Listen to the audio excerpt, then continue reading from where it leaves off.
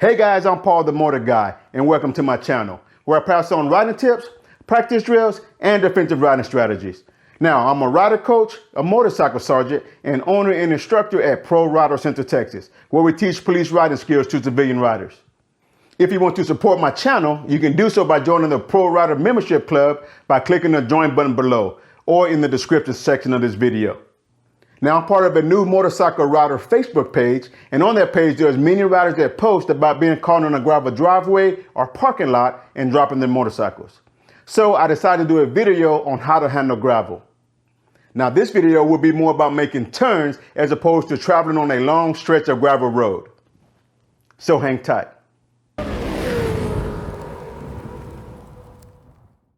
Let me first say that if you can avoid gravel, do so. But that's not always an option. So I want to give you 5 tips that will help you if you find yourself caught in gravel. Now, tip number 1 is speed. Now, depending on how deep the gravel is, will determine your speed. You want to make sure that you have enough momentum to keep the motorcycle from sinking into the gravel. So you need to find a good speed that will allow the motorcycle to continue to move forward. Now, tip number 2 is the friction zone. To help control your speed, I recommend staying in the friction zone. This will allow you to control how much power is released to the rear wheel. If you have the clutch lever fully released and you give too much throttle input, it may cause the rear tire to spin out. Now, tip number 3 is use the rear brake to stop. So whenever you're slowing down or coming to a stop in gravel, you want to only use the rear brake. Now, when you're using the rear brake, make sure it's a smooth press of the brake pedal.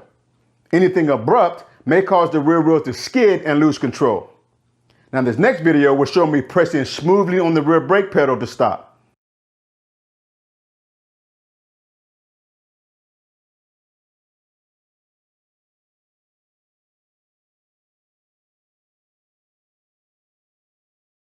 Now, you don't want to use the front brake because of the limited amount of traction that you have. Now, if you use your front brake, it could cause the front wheel to skid and wash out. Now, this next video will show me squeezing hard on the front brake, causing the front wheel to skid.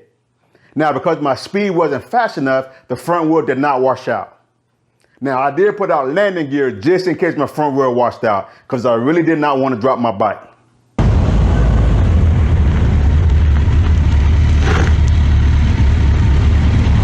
Now, tip number 4 is make wider turns. Now, when making your turns, you want to limit your lean angle.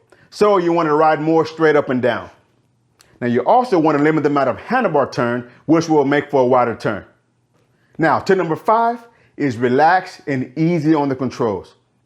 Now, you need to make sure that you don't have a death grip on the handlebars. You want to stay relaxed and not give any sudden, jerky inputs. Now, you may feel the front tire moving around a little bit, but don't fight it. Now, I think this next tip is just as important, but really isn't mentioned much. So, tip number 6 is putting your feet down. Once you get stopped, you want to gently put your feet down. Now, it doesn't matter if you put one foot or both feet down. But if you're not careful when you're putting your feet down, you risk the chance of losing your footing and dropping your motorcycle. Now, I was able to find a small gravel parking lot that I will use to demonstrate these tips. Now, as you're watching, pay attention to the tips that I covered. So let's go check it out.